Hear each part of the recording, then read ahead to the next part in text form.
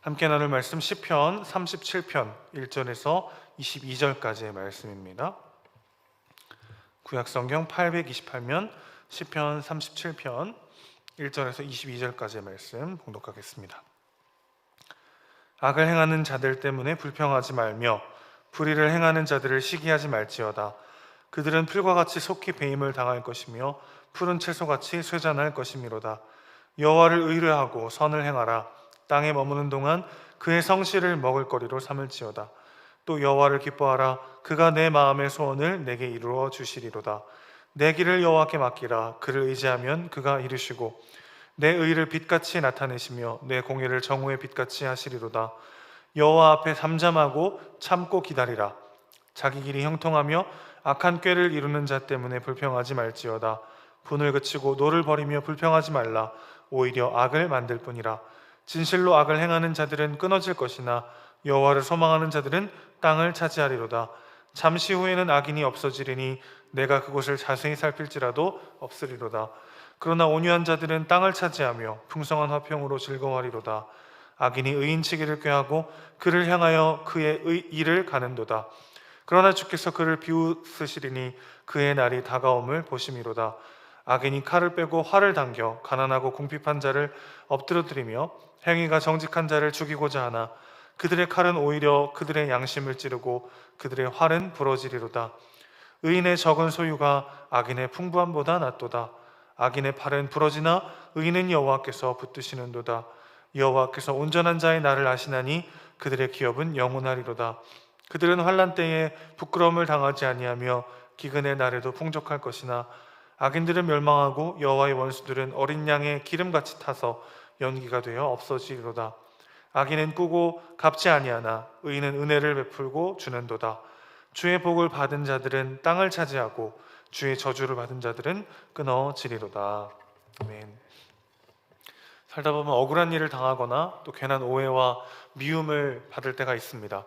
때로는 나의 부족함이나 실수 때문에 그런 일을 당하기도 하지만 또 때로는 그 사람의 시기심이나 또 그 사람 마음에 있는 죄로 망가진 마음 때문에 부당하게 모욕을 받거나 상처를 받고 피해를 보기도 하죠. 그런데 오늘 본문은 그런 일을 당했을 때 불평하거나 또 악을 행하는 자들이 더 잘 되는 것 같은 상황을 보더라도 시기하지 말라고 이야기합니다.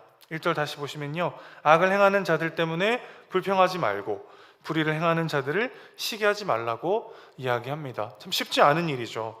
하나님을 믿고 열심히 기도하면 모든 일이 잘 되고 우리 앞에 평탄한 길만 놓이게 된다면 더할 나위가 없을 것 같습니다. 자녀들이 기도하면 성적이 막 올라가고 좋은 직장에 척척 들어가고 좋은 배필 만나서 탄탄대로를 걷고 그러면 무슨 걱정이 있겠습니까?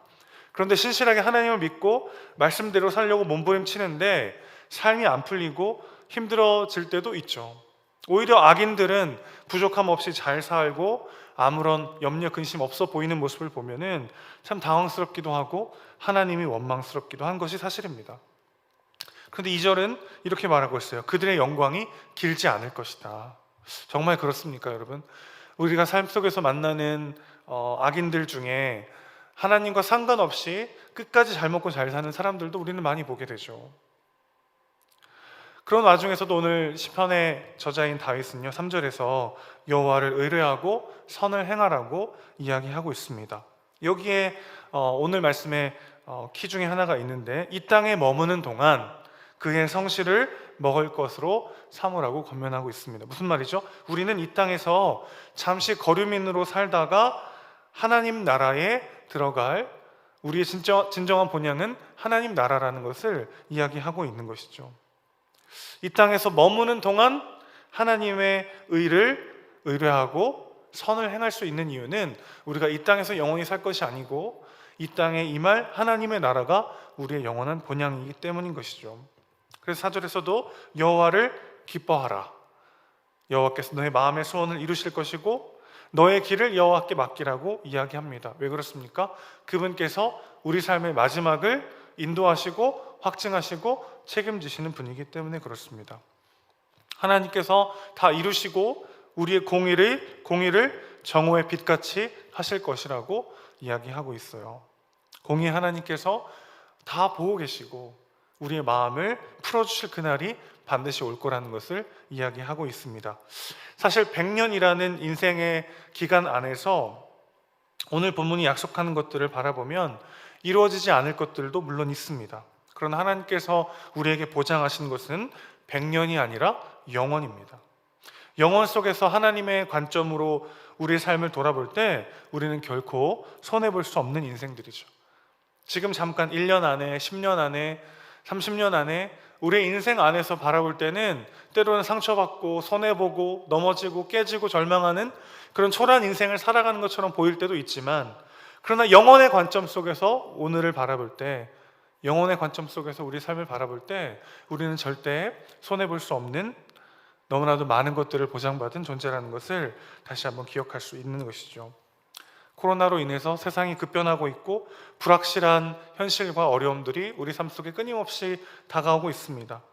때로는 불안함과 두려움이 우리를 엄습할 때도 있죠. 그러나 우리는 이러한 불안함과 두려움이 찾아올 때마다 그것을 하나님을 향한 간절함으로 승화시켜야 할 줄로 믿습니다. 그런 마음들이 올라올 때마다 우리는 무엇을 기억해야 하죠? 우리가 이 땅에서 영원히 사는 것이 아니다. 가족들끼리 캠핑을 하러 텐트를 친 다음에 거기에 없는 것들 때문에 불평하는 사람은 많지 않을 것입니다.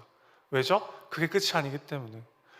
길면 3박 4일, 일주일 거기서 살다가 다시 집으로 돌아갈 것이기 때문에 그 텐트 안에 뭐도 없고 이것도 없고 저것도 없고 그 불평하느라 그 여행을 망치는 사람은 많지 않을 거예요. 우리의 삶의 초점이 내 삶 속에 올라오는 불안함과 두려움을 경험할 때마다 우리는 기억해야 합니다. 이 땅이 영원하지 않을 것을, 우리의 영원한 본향은 하나님의 나라라는 것을 믿음으로 바라보며 그 두려움을 오히려 하나님의 나라를 소망하는 동력으로 삼아야 할 줄로 믿습니다. 마태복음 5장 5절에서 예수님은 온유한 자는 땅을 기업으로 받을 것이라고 약속하셨습니다. 오늘 9절에서도 악을 행하는 자들은 끊어질 것이지만 여호와를 소망하는 자들은 땅을 차지할 것이라고 이야기하고 있습니다. 11절에서도 온유한 자들이 땅을 차지하며 풍성한 화평으로 즐거워할 것이라 이야기하고 있죠. 온유함이라고 하는 것은 여호와 하나님을 향한 소망으로부터 나옵니다.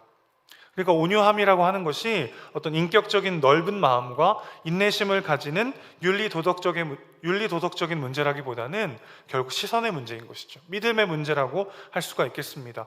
하나님께 나의 시선을 둘 때 어떤 삶의 모습이 가능해지죠? 7절 말씀 보시면 하나님의 때를 기다리는 겸손의 마음이 우리 안에 피어날 수 있게 되는 것이죠. 내가 결론 내리지 않는 것입니다. 내가 정한 때와 내가 정한 방법으로 무슨 일이 일어나지 않는다 할지라도 하나님께서 지금 나의 삶을 붙잡고 계시고 하나님께서 영혼의 관점 속에 나의 인생을 주관하고 계시다는 것을 믿고 내가 성급하게 결론 내리지 않고 하나님을 기다리는 것, 이것이 온유함의 출발이라고 할 수 있겠습니다.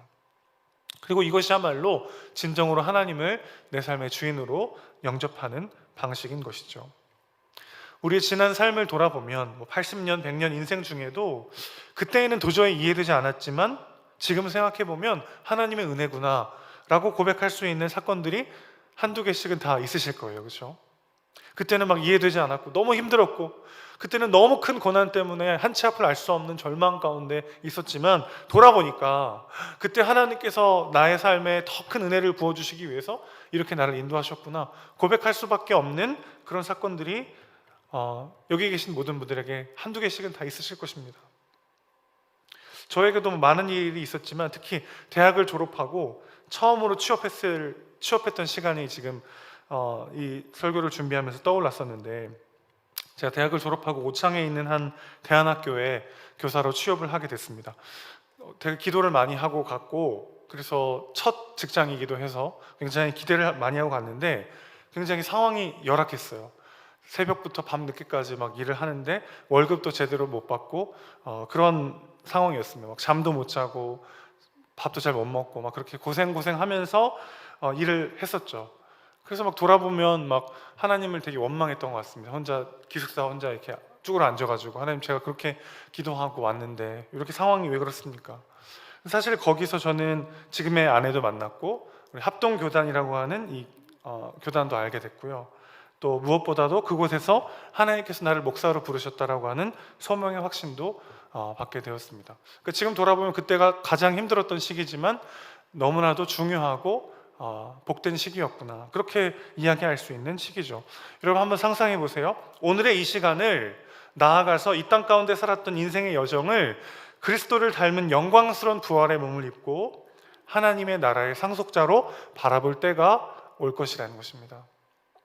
우리의 삶을 살아갈 때도 그때는 이해되지 않았지만 돌아보니까 하나님께서 나의 삶을 이렇게 인도하셨구나 이해할 수 있는 때가 반드시 있는데, 그뿐만 아니라 우리 삶 전체를요, 영광스러운 그리스도의 몸을 입고 부활의 영광스러운 몸을 입고 하나님의 나라의 상속자로서 이 땅에서의 삶을 돌아보며 그때 하나님의 은혜가 얼마나 컸는가를 노래할 그날이 반드시 온다는 것이죠. 중요한 건 뭐냐면 우리의 시선이 이 땅이 영원할 것처럼 살아갈 때 그때가 너무나도 요원하게 느껴진다는 것입니다. 하나님이 우리에게 약속하신 그 하나님의 나라가 이미 가슴속에 임한 자들은 아직 완성되지 않은 하나님의 나라를 믿음의 눈으로 바라보면서 소망 가운데 온유한 삶을 살아내려 몸부림치게 되는 것이죠. 반면에 하나님의 나라를 그저 머리로만 알고 있다면 여전히 이 땅이 전부인 것처럼 살 수밖에 없습니다. 그런 사람은 이 땅에서의 손해, 결핍, 피해를 절대 견뎌낼 수 없죠.